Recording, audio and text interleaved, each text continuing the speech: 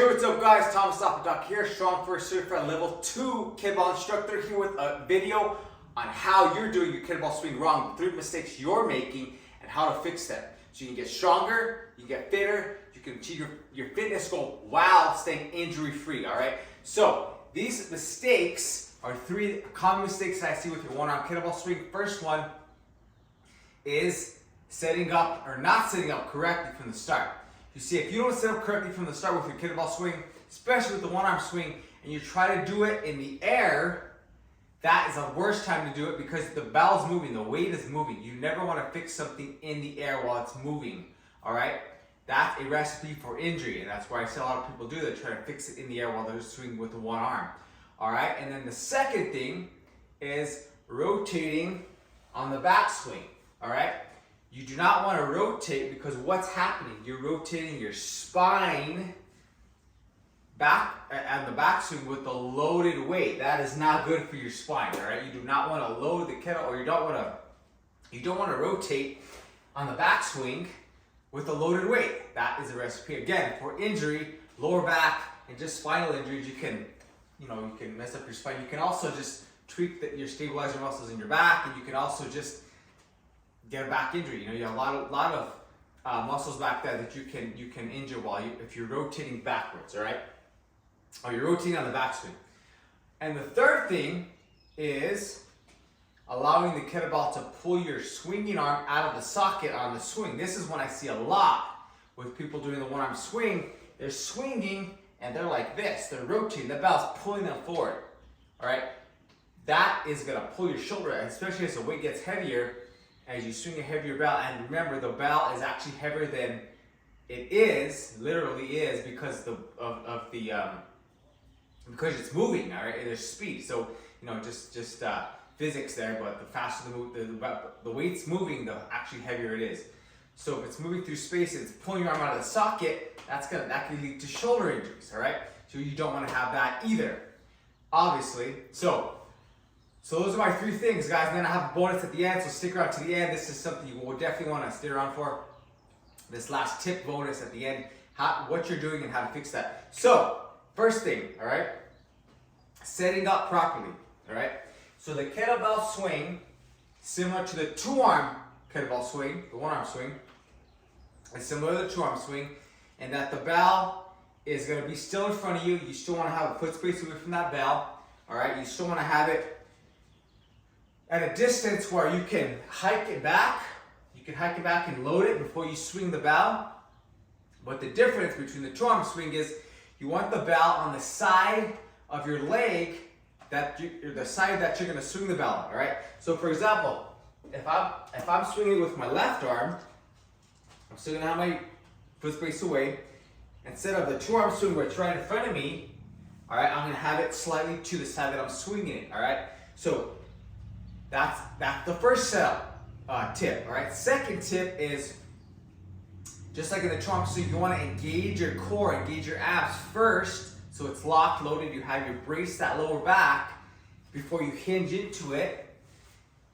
And I found that it's better to do that through my years of doing kettlebell training and teaching and doing it myself. It's better to brace your core first instead of trying to hinge and then brace your core. So you rotate your hips up, your pelvis upwards, do like your crunch, you have your abs engaged, and then you hinge, and then you're in this position, right? Just like you would a 2-arm swing.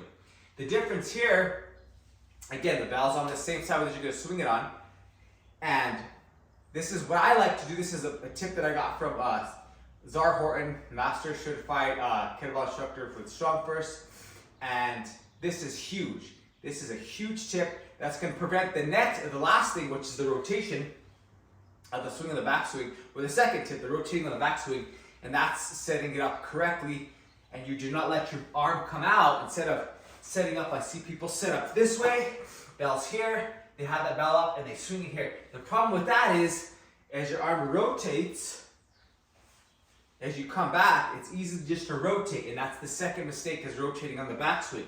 So to prevent that, you want to lock that non-swinging arm in that rack position tight right away, so that when you come down, your shoulders are lined up and you're not rotating. Your shoulders should be lined up on the back, so that's going to keep your spine nice and straight. It's not going to rotate it, what you're trying to prevent. So you're hinging here, okay? Abs engaged, hinge down, okay? Make sure your thumbs are lined up here. All right, you take this rack arm, or the arm that's not swinging the bell, you tuck it into a rack position. And this is going to do two things. It's going to prevent your arm from going this way, flying out this way on the backswing, and rotating your spine. It's going to also give you feedback every single rep with your elbow. As your elbow touches that thigh, you know you're lined up. You know your shoulders are lined up. All right, every time you get that feedback, boom, I'm lined up. Boom, I'm lined up. And if it's off, if it doesn't touch your elbow, your thigh, your elbow doesn't touch that thigh, you know that you rotate it, and you get the instant feedback from that connection with your elbow and your thigh. All right. So lock it in here, tight, lock it in, and then one more thing, you want to shrug up and pack it down. That's going to be our third tip on how to set this all up. All these setup tips are going to prevent these 3 common mistakes that I see with the kettlebell swing. All right. So after you set up tight, you hinge, you lock this elbow here. All right. Bell's right here. Okay. This is going to prevent the third tip. You're going to shrug up and then shrug down, pack that shoulder in the socket. So when you hike it back and you swing the bell, you're already packed in that shoulder socket. And you don't have to play with trying to do that while the bell's swinging. Like I said, you do not want to fix a mistake with the swing, especially the one-arm swing, while the bell's in the air. So this is to prevent all these mistakes. The setup, this is the way to do it, all right? So let's break that down again. The setup, the steps. So bell is going to be on the side that you're going to swing it on, all right? So you're going to hinge down. So first, you want to have a little wider than hip width apart, generally about shoulder width apart, because you want to be able to, have the bell hike back this way and still be locked and loaded. You want to have enough space. So generally I do about shoulder width apart, a little wider than hip width or so. Play with that, see what feels good for you. All right, and then from there, okay, the toes are slightly pointed outward. This is one key thing that I do every single time. You want to brace that core, your abs, because you want to brace your entire midsection, your lower back. Your core is all of this. It's posterior, it's abs, it's everything. It's not just your rectus abdominis, your abs, your six pack. It's it's everything, and that's going to protect your lower back, and it's going to actually lead to more powerful swings. All right. So once you sit up, you hinge, engage that core, and then find that crease. You're going to hinge it down. Okay. What I like to do, I reach back, so make sure I have that space that I need as I touch my thumbs together, so make sure I'm lined up properly. And then I take my non-swinging arm, put it to the rack position, make sure my elbow's on the thigh here. All right, and then this arm, the swinging arm, I grab that bell.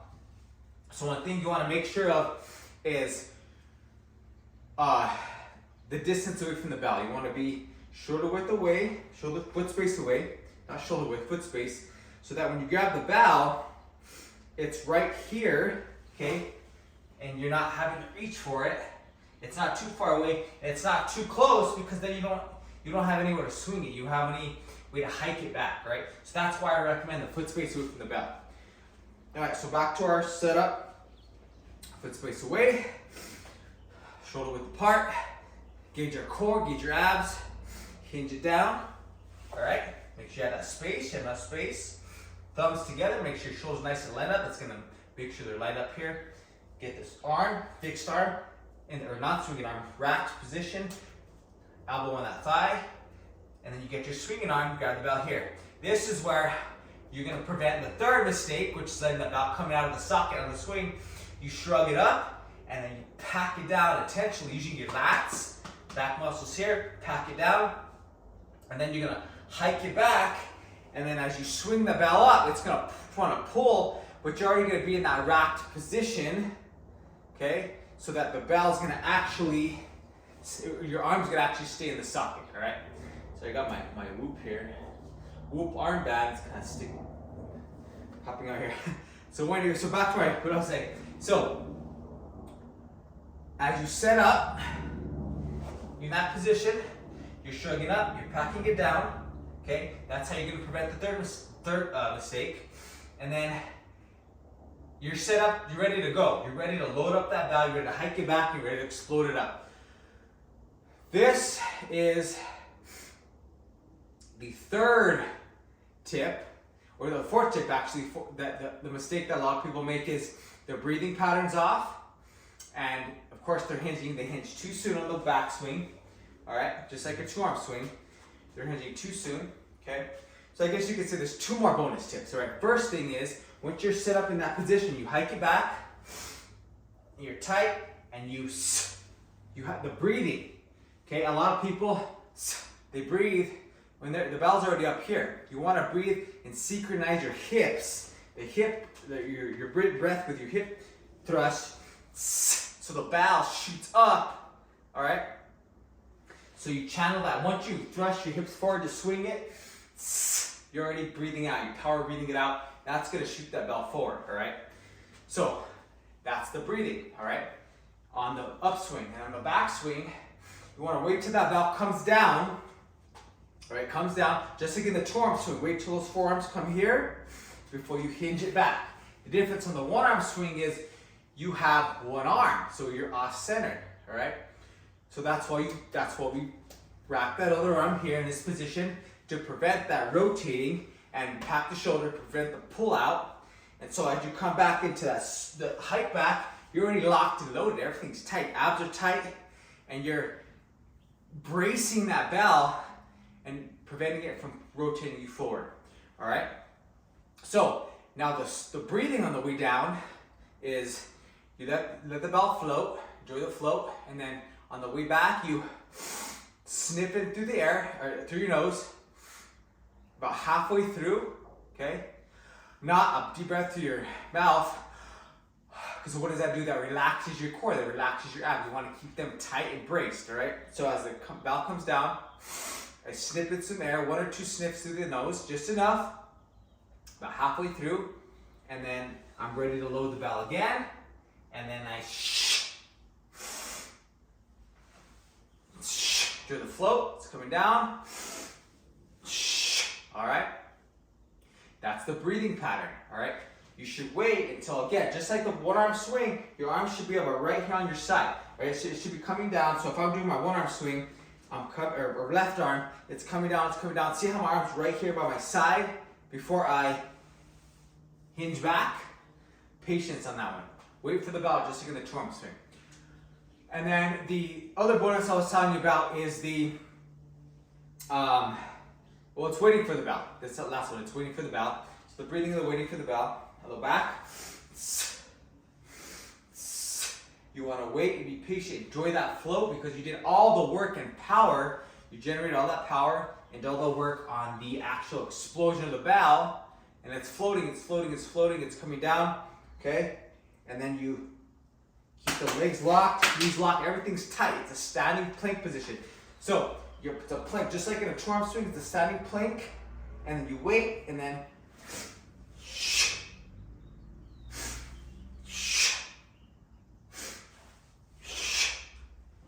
all right. One thing I do want to add to the breathing, do not wait until you're way back here to breathe in because it relaxes your abs a little bit. That's why about halfway in, hold it, abs tight, all right? And then you explode that bell up, all right? So this is how it looks all together, all right? So this might be a lot of steps, but once you get in this routine, in this rhythm, it's gonna come naturally and you can sit up properly and safely, right, from the start, all right? It's become something you do when you sit up every single swing. All right, let's go back to number 1. Or number 1. Sit up with your foot space away from the bell, all right? You want to be foot space away from this bell. Say, back heel, come this side, so that's foot space away, all right? So foot space away, back heel, come to the side. All right, now, before we go into our, and then of course, feet about shoulder width apart, play with that distance and see what works best for you. That's the 4th step that's gonna give you that feedback.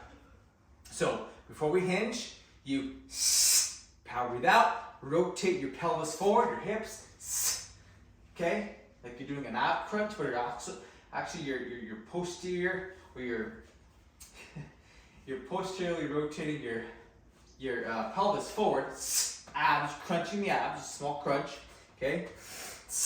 And then you hold that, and then you find that hip crease, and then you hinge into it.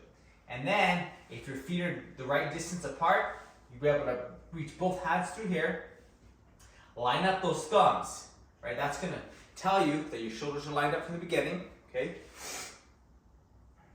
And then you bring this arm, non-swinging arm, put into the rack position, elbow right on that thigh, all right? You're set up here. You grab the kettlebell. This whoop is going crazy today. Let's put it away. So, okay, once you set up, rack arm, grab the kettlebell here. All right, and remember, third mistake, belt flying away. All right, out of that socket. How do we prevent that? We shrug it up, we shrug it down, we pat that shoulder, okay? And as you know, if you notice that little change there, as I pat my shoulder, I slid the belt slightly in, all right? That's loaded. I'm ready to roll here, all right? And then all I would do is air in a little bit, hold it, hike it back, and explode it up, all right? So, that's a lot, but this is how it works, all right? Put these each steps together and you're gonna get this. So, foot space away. Feet out to the side. Abs engaged, hinge. Find that distance, find your thumbs, make sure your shoulders are lined up. Wrap this other arm, grab this bell, shrug up, shrug down, pack it in, hike it back.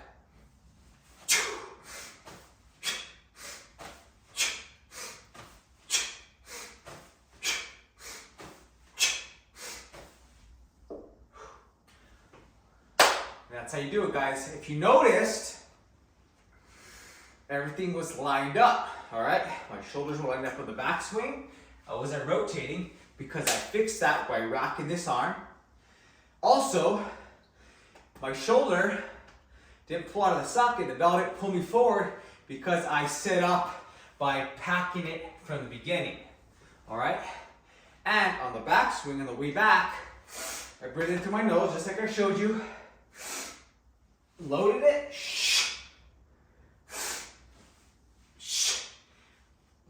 And swung it out just like that. That's how you get it set up on the one arm swing, guys. That is properly setting up your one arm swing effectively so you can do it safely. The one arm swing is an excellent exercise for ab strength. It's actually off-centered. You're gonna be working your obliques, the opposite obliques, external oblique, your internal obliques, your abdominal muscles, everything, and you're gonna build a strong posterior chain, all right? But only if you set up correctly, like I'm just showing you, right?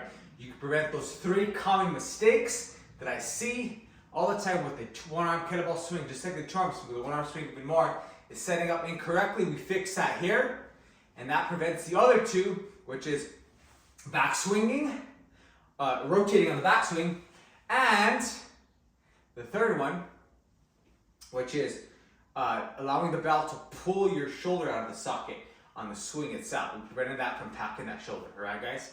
So, hope you enjoyed this video. Let me know if you like this. Give me a thumbs up if you did. Follow, subscribe if you like the content I'm putting out.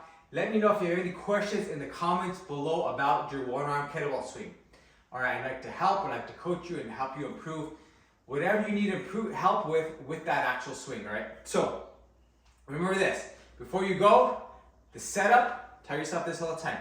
The better my setup is, every time you do, you're gonna do a set of swings. 2 arm or 1 arm. The better I set up, the better my swing, the better my results, and better I'm gonna feel after, all right? Because you're gonna be injury free. All right, guys, so have an awesome day, train strong, expect success. Check out the next video here on the 1 arm swing, how to do it. I'm gonna break that down.